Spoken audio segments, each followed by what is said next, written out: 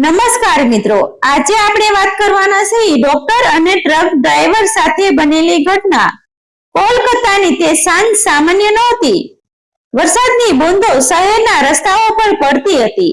ટ્રાફિકનો અવાજ કાળ ફાડી નાખે એવો હતો અને હોસ્પિટલના ઇમરજન્સી વોર્ડમાં એક દર્દી જીવન અને મોત વચ્ચે ઝૂલી રહ્યો હતો. ફોન સતત વાગી રહ્યો હતો. ડોક્ટર સાહેબ, જલ્દી આવો, પેશન્ટની હાલત ખૂબ જ ગંભીર છે. જો તમે 20 મિનિટમાં ન પહોંચો તો. એ અવાજ અધવચ્ચે અટકી ગયો, પણ એટલું સમજાઈ ગયું કે હવે સમય સામે દોડવાનો વારો આવી ગયો હતો. ડોક્ટર અર્જુન સેન, કોલકાતાના જાણીતા સર્જન, એક ક્ષણ પણ વિલંબ કર્યા વગર પોતાની કારની ચાવી લઈને બહાર નીકળ્યા. મનમાં એક જ વિચાર, એક જીવ બચાવવો છે. રસ્તા પર વરસાદના કારણે સરકી પડતી કાર, ટ્રાફિકના હોર્ન, લાલ પીળા સિગ્નલ, આ બધું તેમને રોકી શકતું નહોતું. તેમણે કારની સ્પીડ વધારી. દરેક સેકન્ડ કિંમતી હતો. દરેક પળ કોઈના જીવન માટે નિર્ણાયક બની રહી હતી. મનમાં સતત પ્રાર્થના, હે ભગવાન, મને સમયસર પહોંચાડી દે. તેમનો હાથ સ્ટીયરિંગ પર મજબૂત હતો, પણ દિલની ધડકન સ્પીડથી પણ વધારે વધી રહી હતી. ફોન ફરી વાગ્યો. નર્સનો કપતો અવાજ, સાહેબ, પેશન્ટની પલ્સ ઘડી રહી છે. હવે તો તેમની આંખોમાં એક જ જવાબ હતી, કોઈ પણ રીતે પહોંચવું જ છે. પણ જીવનમાં ક્યારેય એવી ક્ષણ આવી છે જ્યાં બધું બદલી જાય. એક અચાનક વળાંક, એક અજાણ્યો ખતરો, અને એ ક્ષણે આગળથી આવી રહેલી એક ભારે ટ્રક ડ્રાઈવરનો કાબુ છૂટી ગયો અને એક જ ઝટકામાં ડોક્ટરની કારને જોરદાર ટક્કર મારી. તડામ એવો અવાજ થયો કે આસપાસના લોકો દોડી આવ્યા. કારના ટુકડા રસ્તા પર ફેલાઈ ગયા. કાચના કણો વરસાદ સાથે ભળી ગયા અને કારની અંદર ડોક્ટર અર્જુન લોહીમાં તરબોળતર હાલતમાં ફસાઈ ગયો. લોકો ચીસા પાડતા હતા, કોઈ એમ્બ્યુલન્સ બોલાવો, અરે કોઈ પોલીસને જાણ કરો. પણ આ બધાની વચ્ચે એક અદ્ભુત દ્રશ્ય બન્યું. ડોક્ટર અર્જુન ધીમે ધીમે આંખ ખોલે છે. શરીરનો દરેક ભાગ દુખે છે. હાથમાં કાપા, માથામાંથી લોહી વહી રહ્યું છે, પણ મનમાં એક જ જવાબ, પેશન્ટ. તેઓ પોતાની જાતને ખેંચીને કારમાંથી બહાર કાઢે છે. લોકો તેમને રોકે છે, સાહેબ, તમે હલી પણ નહીં શકો. પણ તેઓ સાંભળતા નથી. મારે હોસ્પિટલ પહોંચવું જ છે. તેમના પગ લફડી રહ્યા હતા. દરેક પગલું એક વૃદ્ધ હતું. રસ્તા પર ઉભેલા લોકો આશ્ચર્યથી જોઈ રહ્યા હતા. આવો જુસ્સો, આવી હિંમત, એક માણસ જે પોતે મરણના દરવાજા પર ઊભો છે, તે બીજાના જીવ માટે દોડે છે.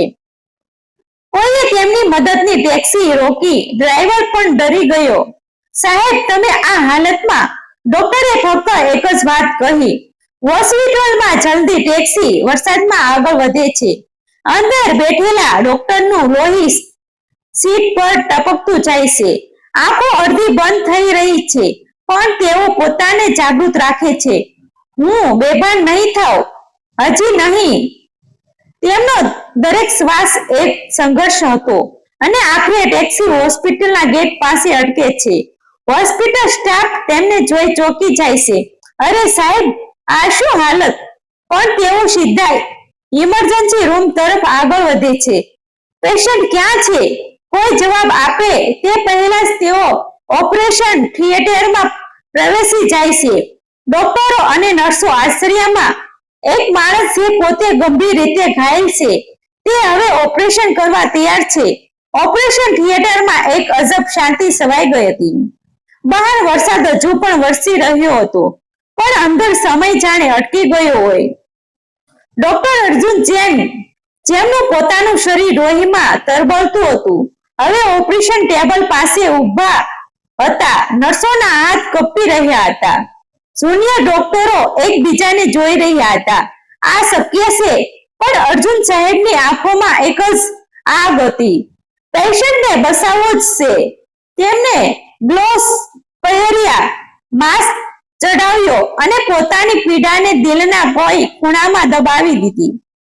સ્કેપલ, તેમને ધીમા પણ દઢ અવાજમાં કહ્યું. નર્સ તરત જ સાધન તેમના હાથમાં આપ્યું. હાથ થોડો કપતો હતો કારણ કે તેમની પોતાની નસોમાંથી લોહી વહી રહ્યું હતું, પણ જેમ જો તેમની પહેલી શીશ-પાડ કરી જાણે તેમની અંદરનો સર્જન જાગી ઉઠ્યો. દરેક મૂવમેન્ટ ચોક્કસ, દરેક નિર્ણય ઝડપી. બહાર ઉભેલા લોકો માટે આ માત્ર એક ઓપરેશન હતું, પણ અંદર આ જીવન એક મૃત્યુ વચ્ચેનો સૌથી મોટો સંઘર્ષ હતો. સમય પસાર થતો ગયો. 10 મિનિટ, 20 મિનિટ, 40 મિનિટ.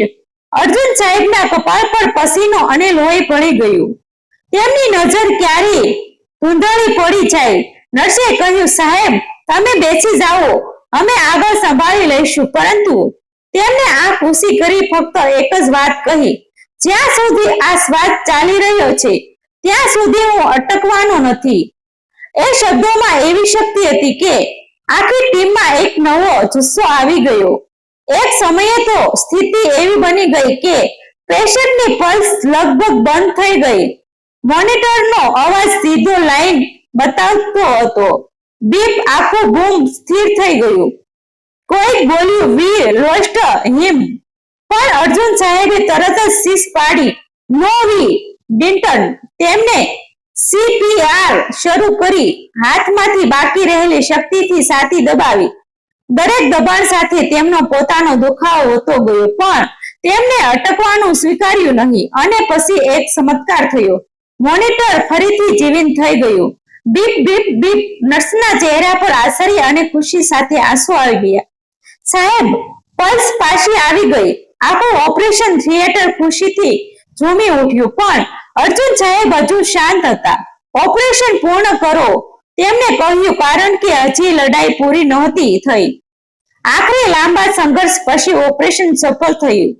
પેશન્ટનો જીવ બચી ગયો. તે ક્ષણે અર્જુન સાહેબે એક ઊંડો શ્વાસ લીધો, જાણે તેમની અંદરનો ભાર ઉતરી ગયો. પરંતુ એ સાથે જ તેમનું શરીર હવે વધુ સહન કરી શકતું નહોતું. તેમની આંખો ધીમે ધીમે બંધ થવા લાગી અને એક ક્ષણમાં તેઓ જ ઓપરેશન થિયેટરની જમીન પર ઢળી પડ્યા. સાહેબ, નર્સ ચીસા પાડવા લાગી. હવે રોલ બદલાઈ ગયો હતો. જે માણસ થોડા સમય પહેલા જીવ બચાવી રહ્યો હતો, હવે પોતે જીવન માટે લડી રહ્યો હતો. તેમને તરત જ સ્ટ્રેચર પર લઈ જવામાં આવ્યા. બીજા ડોક્ટરો દોડી આવ્યા.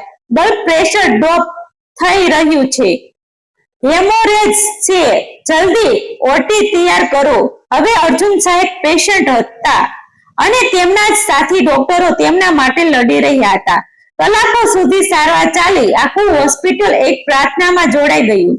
ભગવાન, આ માણસને બચાવી લો. આ માત્ર ડોક્ટર નથી, આ તો જીવદાતા છે. કેટલાક કલાકો પછી ઓપરેશન પૂર્ણ થયું અને આખરે મોનિટર પર ફરીથી એક સ્થિર સિદ્ધાંત દેખાયો. સાહેબ સ્ટેબલ છે. આ સમાચાર સાંભળીને આખા સ્ટાફના ચહેરા પર રાહત આવી ગઈ. ઘણા લોકોની આંખોમાં આંસુ હતા. બીજા દિવસે જ્યારે અર્જુન સાહેબ ધીમે ધીમે આંખ ખોલે છે, તેઓ ICUમાં હતા. બાજુમાં ઉભેલા જુનિયર ડોક્ટરે હસીને કહ્યું, સાહેબ, તમે બંનેને બચાવી લીધા. અર્જુન સાહેબ થોડું સ્મિત કરે છે અને ધીમે અવાજમાં કહે છે, ડોક્ટરનું કામ એ જ છે. પહેલા બીજાનો જીવ, પછી પોતાનો. થોડા દિવસો પછી જે પેશન્ટનો જીવ તેમને બચાવ્યો હતો, તે પોતાના પરિવાર સાથે તેમને મળવા આવ્યો.